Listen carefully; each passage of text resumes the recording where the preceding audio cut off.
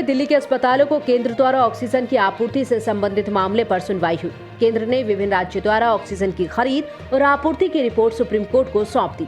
केंद्र की तरफ से सॉलिसिटर जनरल तुषार मेहता ने कोर्ट को बताया कि दिल्ली को जरूरत से ज्यादा 730 मीट्रिक टन ऑक्सीजन की सप्लाई की गई। वर्तमान में दिल्ली के अस्पतालों में ऑक्सीजन का पर्याप्त भंडार है। देरी सिर्फ टैंकर्स की वजह से हो रही थी। ऑक्सीजन एक्सप्रेस ट्रेन से आज 280 मीट्रिक टन ऑक्सीजन आ रही है। केंद्र द्वारा सुप्रीम कोर्ट को बताया गया कि दिल्ली के अलावा कई अन्य राज्य भी हैं जहां पर ऑक्सीजन की डिमांड बढ़ रही है। राजस्थान, हिमाचल प्रदेश, जम्मू कश्मीर में डिमांड बढ़ती जा रही है। सुनवाई के दौरान सुप्रीम कोर्ट ने सवाल किया कि क्या अस्पतालों के पास ऑक्सीजन स्टोर करने की क्षमता है। कोर्ट पहले ही आदेश दे चुकी है कि केंद्र को 3 मई तक बफर स्टॉक तैयार रखना चाहिए। अदालत ने कहा कि अगर स्टॉक रहेगा तो पैनिक के हालात नहीं बन पाएंगे। केंद्र ने अदालत में कहा कि दिल्ली के सभी अस्पताल कोविड स्पेशल नहीं है। ऐसे में जो छोटे अस्पताल हैं, उनके पास ऑक्सीजन स्टोर करने की क्षमता नहीं है। सुप्रीम कोर्ट ने केंद्र से कहा कि ऑक्सीजन आवंटन के फॉर्मूले को पूरी तरह सुधारने की जरूरत है। वहीं सुप्रीम कोर्ट ने सुनवाई के दौरान उच्च न्यायालय को संयम बरतने की नसीहत दी। सुप्रीम कोर्ट ने कहा कि मद्रास हाई कोर्ट द्वारा चुनाव आयोग के खिलाफ की गई टिप्पणियां तल्ख और अनुचित थी। उच्च न्यायालय के जजों को खुद पर संयम रखना चाहिए। बता दें कि मद्रास हाई कोर्ट ने कोविड की दूसरी लहर के लिए चुनाव आयोग को जिम्मेदार ठहराया था। मद्रास हाई कोर्ट ने कहा था कि चुनाव आयोग के अधिकारियों पर हत्या का मुकदमा चलना चाहिए। कांग्रेस के पूर्व अध्यक्ष राहुल गांधी का केंद्र सरकार पर हमला लगातार जारी है। राहुल गांधी ने एक बार फिर से पेट्रोल डीजल के दाम को लेकर मोदी सरकार पर तंज कसा है। उन्होंने ट्वीट किया कि चुनाव खत्म, लूट फिर शुरू।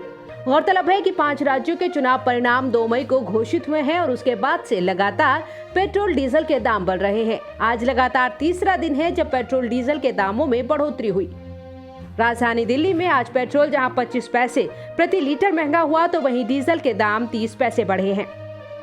राहुल गांधी ने इससे पहले कल कोरोना, रोजगार और वैक्सीन को लेकर केंद्र सरकार को घेरा था। राहुल गांधी ने लिखा था, न वैक्सीन न रोजगार, जनता झेले कोरोना की मात, बिल्कुल फेल मोदी सरकार। राहुल ने इस दौरान केंद्र पर निशाना साधते हुए centre for monitoring Indian economy की रिपोर्ट पेश करते हुए ट्वीट किया था। CMIE के मुताबिक अप्रैल में करीब 8% पर जा पहुंची बेरोजगारी की दर। कोरोना महामारी की दूसरी लहर के दौरान लगी सख्त पाबंदियों का असर। अप्रैल में 75 लाख लोगों का रोजगार छिन गया है। इससे पहले राहुल गांधी ने वैक्सीनेशन, ऑक्सीजन की कमी और लोगों की बिगड़ी आर्थिक स्थिति को लेकर पीएम मोदी पर अटैक किया। राहुल गांधी ने केंद्र सरकार से सेंट्रल विस्टा प्रोजेक्ट पर ध्यान देने के बजाय टीकाकरण, ऑक्सीजन की कमी और आर्थिक सहायता देने की मांग की।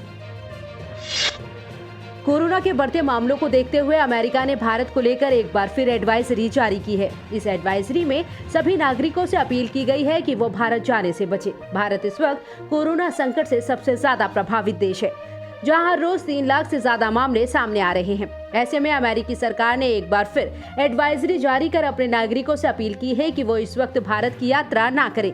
ताज़ा एडवाइजरी में कहा गया है कि कोरोना महामारी के चलते भारत की यात्रा ना करें। अपराध और आतंकवाद को देखते हुए भी ये फैसला लिया गया है। अमेरिका ने चौथे चरण की एडवाइजरी जारी की है, जो कि हाई लेवल की एडवाइजरी को दर्शाती है। इससे पहले 28 अप्रैल को भी अमेरिका ने एक एडवाइजरी जारी की थी, जिसमें अपने नागरिकों को भारत की यात्रा न करने और जल्द से जल्द भारत छोड़ने की सलाह दी गई थी। इससे पहले भी अमेरिका ने चौथे चरण की एडवाइजरी जारी की थी। उस समय ट्वीट किया गया था कि भारत में कोविड-19 के मामलों के कारण चिकित्सा देखभाल के संसाधन बेहद सीमित है। भारत छोड़ने की इच्छा रखने वाले अमेरिकी नागरिकों को अभी उपलब्ध वाणिज्यिक विकल्पों का इस्तेमाल करना चाहिए।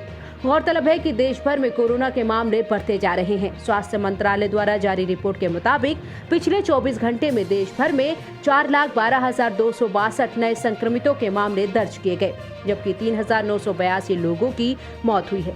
रिपोर्ट की माने तो देश में इससे पहले इतनी बड़ी संख्या में संक्रमितों के मामले 30 अप्रैल को दर्ज किए गए थे।